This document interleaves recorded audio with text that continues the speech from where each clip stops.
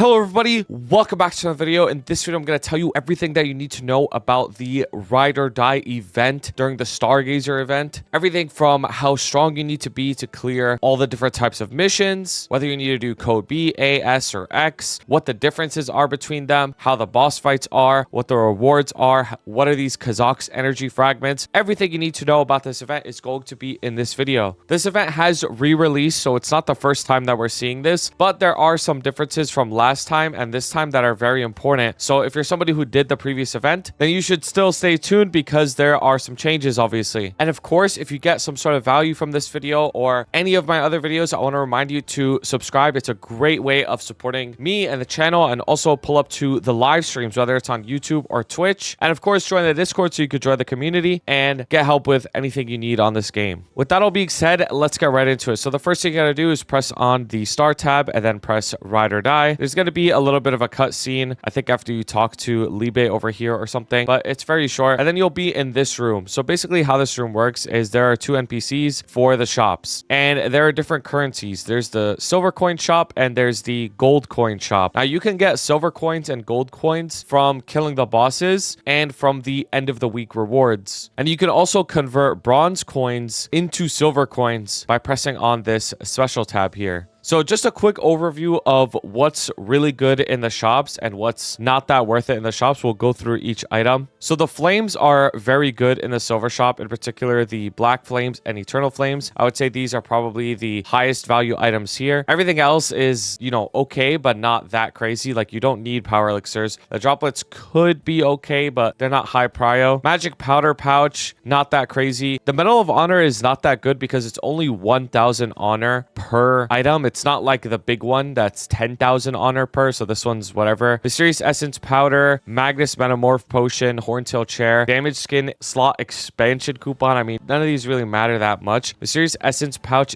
is okay, right? Like, maybe it'll help you if you need to craft wealths, but you only get 50. It's not that crazy. And honestly, damage skin extraction coupon is pretty good because this thing doesn't expire, and maybe you want to transfer a damage skin from one class to your new main or something like that. And then from the gold coin shop, the magnificent potions are really good. 17-star scroll is okay. It's not that crazy though. Symbol coupons are very good. You can get 100 sacred from this. Magnificent soul box is a scam. You definitely shouldn't buy this. You pretty much never hit from this. The rate of getting like a vellum or dark soul is so low. The fragments are really good. You can get 100 frags from this. It can help you unlock your new masteries. Mape nodes are really good, especially because there's the new cooldown one. XP nodes are decent value if you have a lot of gold coins, like you clear the higher difficulty stuff. This could be useful for mules. Ride eye damage skin, I don't think it looks good. Chair, doesn't matter. The badge, I mean, honestly, I don't think this is that important either. Maybe if it's the end of the event and you really haven't rolled one from the Kazakh's frags and you want a little bit of extra damage, you can get it. Anyway, so when you talk to Libe, she's gonna have a bunch of different options. Ride or Die participation reward. All you have to do to participate in Ride or Die is kill one boss at least every single week, I believe, and it'll count as a participation. So this is how you get the Ride or Die Legion block. This Legion block is very important to get. If you don't have one of these, it's extremely important. So make sure you at least kill one boss for 6 weeks in a row from this event, because this Legion block is, it's not like normal Legion blocks. It actually doesn't count towards the Legion block placement limit. It's an extra block on top, and it gives you attack, which is really, really good. So this is like the best reward from this event. And then you can also enter, right? And when you enter, you're going to be put in this room where you can buff up before you enter the bosses. So how Ride or Die works is there's going to be 5 bosses that you have to clear. So you can see I cleared 2 of them already, Horntail and Populatus. You have a total of 20 lives across all of the bosses. So let's say I enter the boss and it's Magnus and I die 5 times, but I clear him. So now the remainder of the bosses, I'll have 15 lives. And if you use up all of your lives before you clear everything, then you're done for the week and you can't enter anymore. So you want to really make sure that you don't die because your lives are limited. You can't just keep entering over and over and over again. If you lose a life, that's it. You lose it for good for the rest of the week. And every single time you clear a boss, you get a certain amount of points. You see over here, for me, it says I have 13,250 points, right? The points are based off of what difficulty you do the boss. So B, A, S, or X. B being the lowest, X being the highest. And also how many challenge settings you put. The more challenge challenge settings you put, the more points you get. And it's based off of how many deaths you have as well. So the less lives I have, by the end of it, the less points I get. So all three of those things factor into how many points that you get. The more points you get, the better the reward. So you can see over here, I have the level 2 inspector box unlocked, and these are the rewards that I'm gonna get. But if I had 500,000 points, I would get way more rewards, obviously, right? But then I would have to be a lot stronger because I have to do higher difficulty stuff to get this. And then you also get something called Kazak's energy fragments. Now, how Kazak's energy fragments work is it's an item that's in your use tab, and when you use it, you get a random reward that's in the pool. And you can see here, these are the rewards that you could get from the Kazak's energy fragments. So you could get the badge, you could get a bunch of coins. These are not all even distribution, by the way. Extreme growth potions, magnificent growth potions, item drop rate potion, Mapei nodes, VIP booster box. There's some good stuff in here. And if you want to get as many as possible, it's based off of how many points you get. To get the max, you'll need 700,000 points to get 50 Kazak's fragments. That's the max. Now, what are challenge settings? So how challenge settings work is it's bonus effects that are happening throughout the boss fight. And applying all the challenge settings actually makes the fights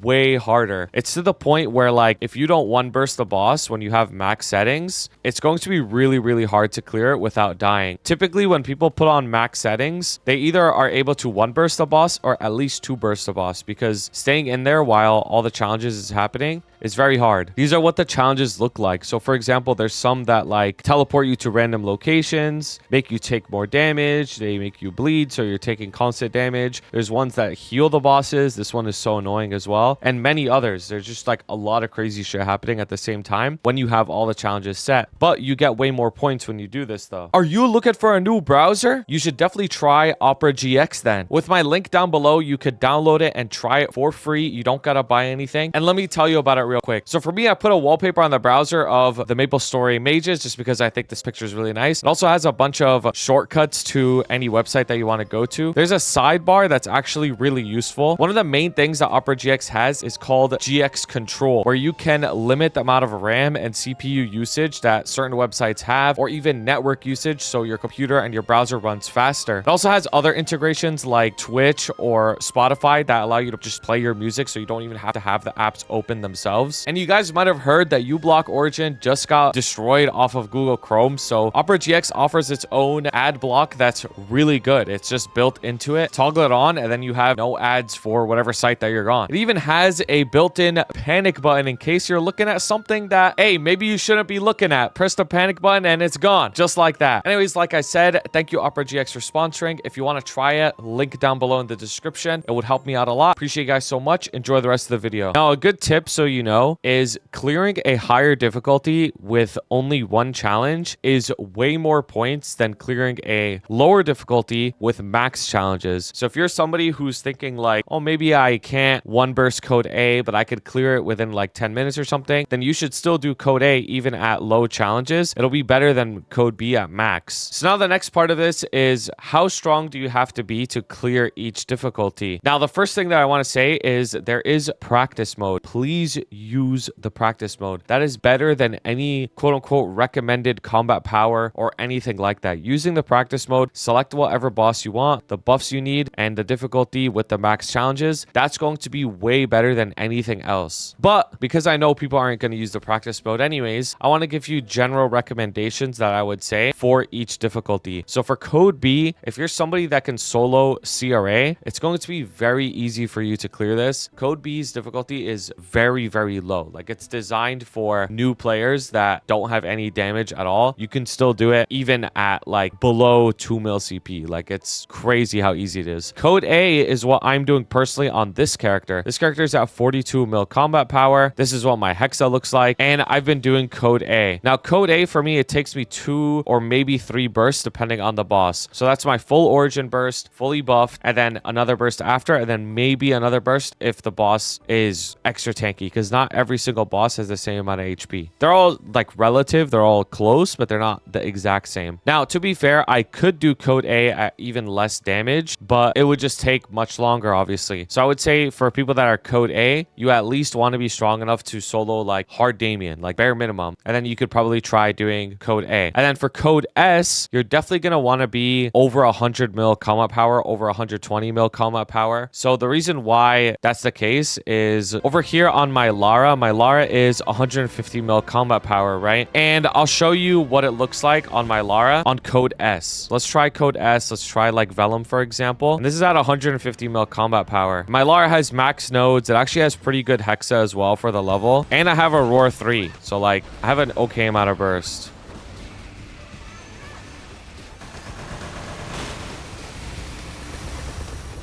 So you can see after I do my burst here, I mean, it's doing decent damage, but it's not like it's doing... Like, I'm definitely not one-shotting it, right? So this is going to be, like, a bit of a longer fight if I really wanted to clear it. So this definitely is possible, right? Like at like 150 mil CP, but it's definitely not going to be a one burst. I'm probably going to have to like 4 burst this thing at least. But I would honestly still recommend doing that though. Like even though it's like a 4 burst or you might struggle a little bit. This is with only one challenge, by the way, like, and you have to deal with this stupid like raining garbage, and I already lost a life. You can see the bosses are still like quite a bit harder than normal. The other thing about ride or die bosses is some of them have like a little bit extra mechanics where they can like trick you and like fake their mechanics. Like for example, the Vellum could do this like fireball mechanic and then instantly switch to the big fire breath, and then it's annoying. So another thing that you might have seen me gather throughout the fight is there's going to be these little like white orbs that spawn throughout the map. The white orbs are really, really important. There's this thing called Altea support, and you can see that it's charging up. I'm at charge level 2, right? If I go get this white orb, I'm at charge level 3. And then if I press interact, Altea is going to come out and she's going to help me. And what she can do is she's going to cleanse a lot of the effects on the map so I don't have to deal with them. And then also buff me up sometimes too. And she could give you really huge buffs, like a Ring of Restraint buff that gives you like a ton of damage. So make sure when you like see the white orbs, if you're in a long fight, definitely jump into them so you can get the Altea support. It's going to help a lot. But yeah, I mean, this is a character at like 150 mil combat power. If you're going to want to one burst code S, you're probably going to have to be at like 200, 250 mil combat power, like much stronger than I am if you want to one burst code S. So that's basically what it boils down to when it comes to these bosses. You either want to actually do the boss fight or you want to one burst it. So you can see that at 150 mil, I could do code S. I would just have to play the boss fight quite a bit and like lock in. But if I want to one burst it, then the damage requirement becomes way, way, way higher. I'd have to all of a sudden be like 100 mil combat power higher just to one burst it. And it's the same with code A. Code A, you could do it at like, 30 mil combat power, but if you want to one burst it, you're probably gonna have to be at like 60, 70 mil combat power. So now let's talk about code X. So code X is obviously the highest difficulty. I completed code X on every single boss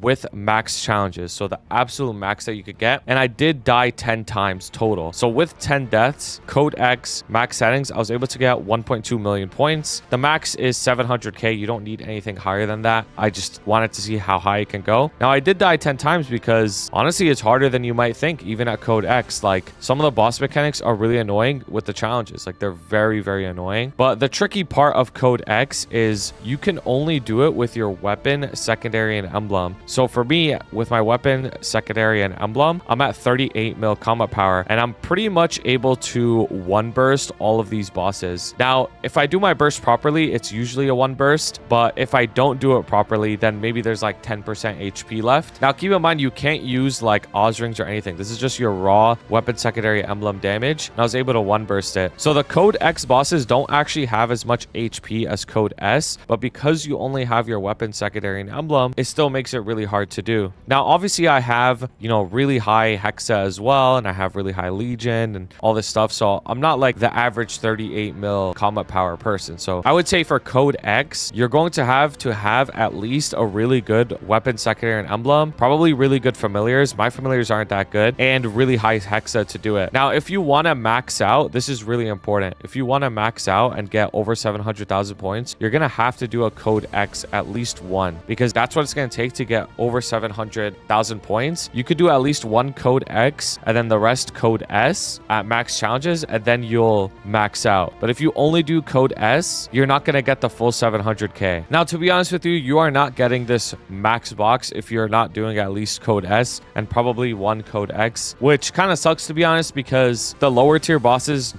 just are like nowhere near as good as the higher tier boxes, especially the Kazakh's energy fragments. Like, you get way more if you're really strong versus if you're really weak, but that's just the way this event is designed. I would have loved it so that, like, even if you're weaker, you could still get a lot of rewards, but you could still get some really good stuff. But obviously, the stronger you are, the more stuff you get. Now, something that you should know is that you can actually lower the difficulty if you find it too difficult to do. So for example, I'm on my arc here, and let's say I do max challenges and I put code A and I press enter. Once I press enter here, that's it. I'm locked in. I can't change the difficulty or settings here or anything. If I want to change it, I'm going to have to go back here, talk to Libe, and click this, adjust ride or die difficulty and number of challenges, and then I could change it. So reduce number of challenges. Let's say I put it back to 1, and now I'm good. So if you ever, like, mistake it or something and you think it's like way too hard, then you can go in and do it. And again, of course, please use the practice mode. This will be better than anything else because you'll actually find out if something is too hard for you. You can lower the challenges. You can increase the challenges. Maybe you don't want to do only one challenge. Maybe you don't want to do max. Maybe you want to try it at like 8 and see if you can squeeze out a little bit of extra points. The best way to figure that out is through practice mode, because everybody has different levels of like experience on this game. You have different amounts of gear funding. My 42 mil is probably not the same as your 42 mil. I accidentally used my origin, GG. If you want to see what code X looks like the hardest difficulty, I'm gonna have a follow-up video after this one where it's from my stream where I do all the code X boxes on my Hayato, and you can see how it is. Now, one more thing that I want to mention before we end this video is about the Legion block. So obviously, for the participation rewards at the end of the event, you're gonna get the ride or die Legion block, right? So what happens if you already have one? Because I already have one, for example. So should I even do this event? I already have the ride or die Legion block. Now the thing is, this ride or die Legion block is not the same as the one that we're getting now. So even if you already have one, you can still get the new one, and then you'll have 2. But if you already have 2 event blocks, period, then you won't be able to have 3 event blocks on your grid. Like, for example, if you have the Minar Forest Abyssal Expedition one, this is a whole other event that gave you a Legion block. So if I get the 3rd block through this ride or die Legion event, through this ride or die event right now, I wouldn't be able to put down 3 blocks. It's only the 2 blocks. Anyways, that's about it for ride or die. If you have any questions, definitely leave a comment down below. If there's anything that I missed, definitely leave a comment down below so you can help each other out. But those are like my general recommendations for how strong you should be and my advice for this event. I think everybody should do it. This isn't an event that you should skip. You should definitely do it because the Legion block is really important to get if you don't already have them. Anyways, appreciate you guys so much for watching. Have a wonderful day. Shout out to my beautiful members: Blazefire, Shooms, Shagad, Ravi Espa, Koga, Skittles, CKJ, Vampiric X, Fresh and Juicy, Kelvin, Cloud Figs, Trashbot, Henzo, Dylan, Cloudy Quesos, Jason B, Sylvester L, JA, Russell M, Mochi Teddy, Zero Sama, Shredbot, Michael R, and Suna TM. I appreciate you guys so much. If you guys ever want to submit art, put it in the Discord fan art channel, and I'll see you for the next video.